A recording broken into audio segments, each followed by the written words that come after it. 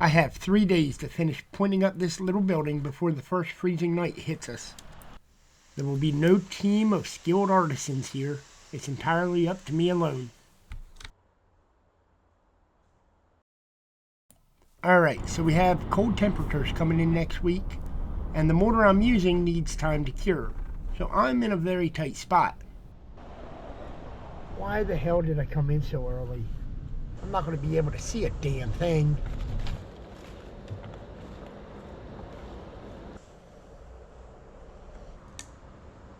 Hopefully I can finish cleaning these joints out and I won't have too much of a struggle doing it. Most important things I brought today, tea and tobacco. These raindrops are making me very nervous. It's hard to see the mortar joints when the wall's this dirty.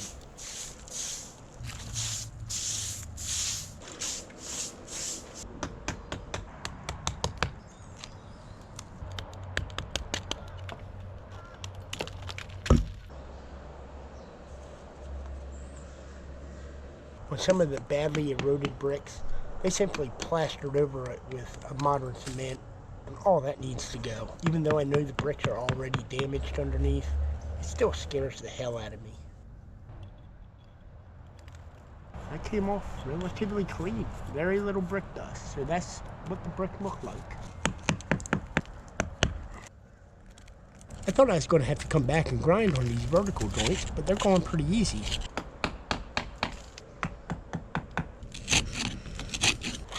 This building will definitely be better off if I take all the Portland off the face of the bricks, as well as in the mortar joints. There's a hole in that brick right there, filled with Portland. I always hated working on ladders. It makes everything so much more difficult. A real wide mortar joint here, almost no mortar joint at all here. Wide, narrow, crooked as hell. One of the worst things about this line of work is you're very much at the mercy of everybody that's ever touched this building before you. Oh, they just put a wad of Portland cement in there. I mean, I have to give them some credit for effort. They plastered this, and then they just stuck a random piece of brick right in top. This corner really took a beating. This is all Portland, and they just slapped it in to fill that hole. This wall is pretty well ready to go. Just need to sweep it out, wet her down, and point.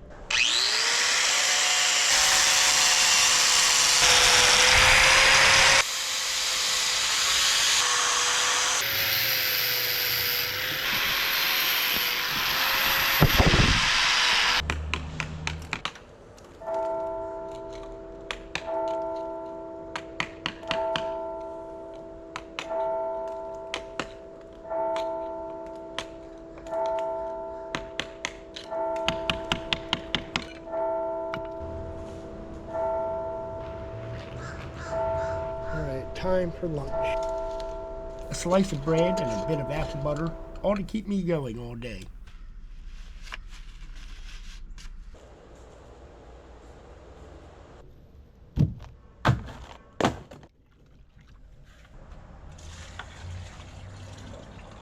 Not too long ago, a fellow left a comment about using sugar in mortars. I researched it and found out the sugar was added to mortar in India for hundreds or even thousands of years. I'm not going to experiment with it here today, but we'll definitely be trying it in the not too distant future.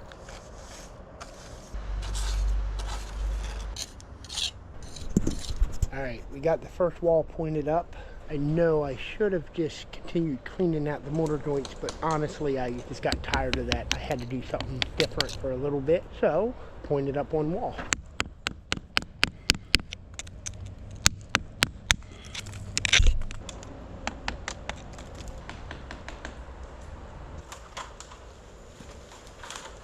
This is going to be the most delicate part of the operation, getting this Portland cement off of these header bricks. They're very soft, very delicate.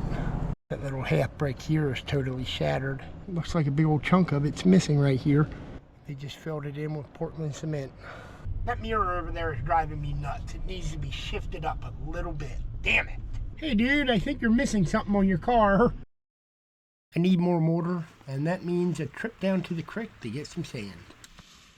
Well, it looks like in that last heavy rain we had, my sandbank washed away. But that happens every couple of years.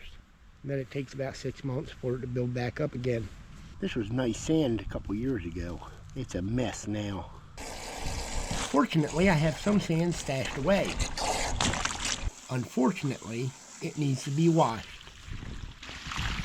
A lot.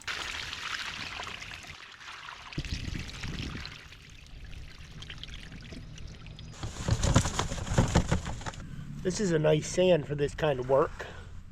When it's dry, it's almost totally white.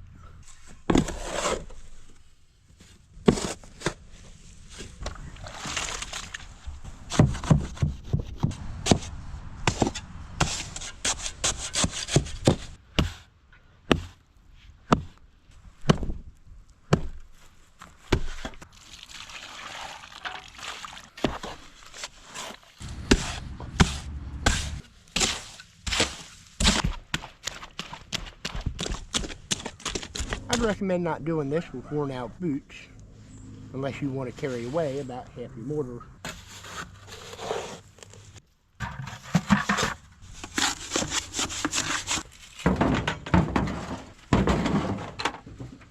Now I have enough mortar, but this work totally killed my back for the day. Every day has the same beginning.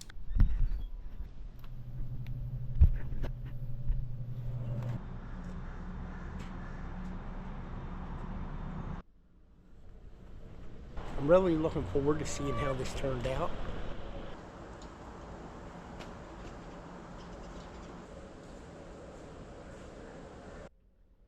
Still a little bit dark.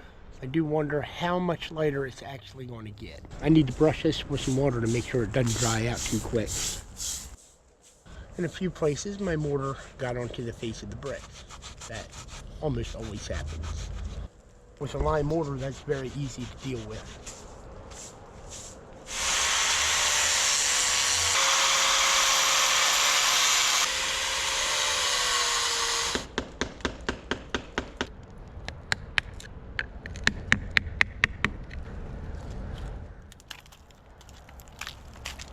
I really hate dealing with spots like this because when I pull that out, I've got to fill that spot back in. So you're going to have mortar up here again. And then somebody's going to walk up to the building and see that or that little random spots of mortar filling in voids. And they're going to complain about it. This is why documenting your work is very important. This old brick up here is totally delaminated. I'll save this for future reference.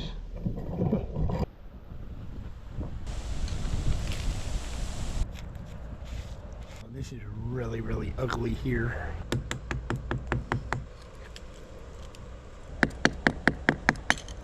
Well, that sun's going down. It's going to be dark very soon. It's just after 5 o'clock. We're going to try to wrap this up tonight.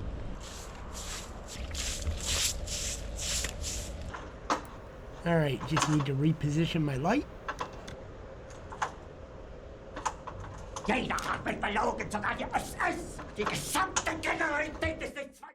Sometimes I get up early for no reason at all. I'll start this day with a bit of torture.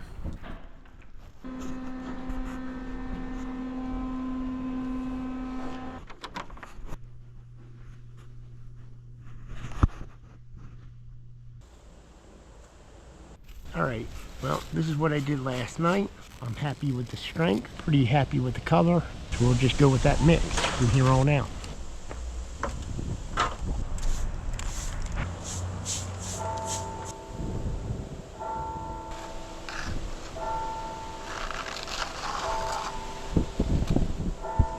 Such a late start. My mouth is in terrible pain, and I'm quickly running out of time.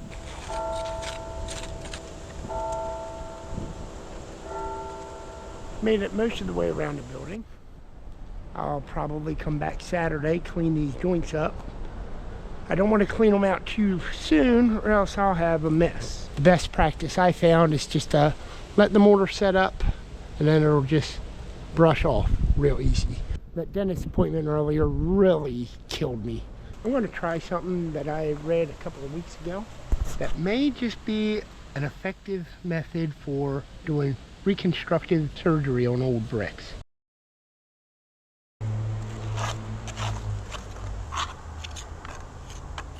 You know, I swear to God, the gardener probably has a voodoo doll sticking me in the back and sticking me in the teeth.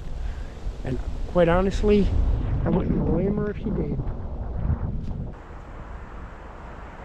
And now time for a nice, relaxing ride home. Oh yeah, good spot, white motherfucker.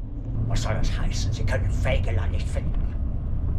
Ich will Fegelein sehen, sofort! Wenn er sich ohne Befehl entfernt hat, ist das Fahnenflucht, Verrat! Bringen Sie mir Fegelein!